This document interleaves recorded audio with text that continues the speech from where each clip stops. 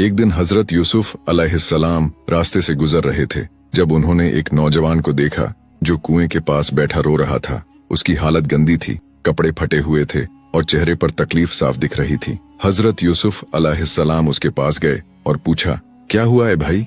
वो कांपती आवाज में बोला, मुझे मेरे अपने भाइयों ने निकाल दिया। उन्होंने कहा, मैं किसी लायक नहीं, अब न घर है न रास्ता। हजरत यूसुफ अलैहिस्सलाम थोड़ी देर खामोश रहे, फिर मुस्कुराए, मैं भी एक वक्त इसी कुएं में फेंका गया था, अपने ही भाइयों ने।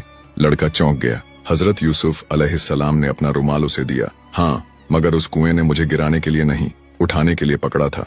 अल्लाह जब नीचे गिराता है तो ऊपर उठाने की शुरुआत वहीं से करता है। उस लड़के की आंखों में उम्मीद लौटी। वो उनके साथ चल पड़ा। कुछ दूरी पर एक गांव था जहां एक गरीब औरत अपने बीमार बेटे के लिए दवा मांग रही थी। किसी ने कुछ नहीं दिया। हजरत यूसुफ अलैहिस्सलाम ने अपने थैले से अनाज और कुछ सिक्के निकाल कर उसे दिए। औरत की आंखें भर आईं। कौन हैं आप?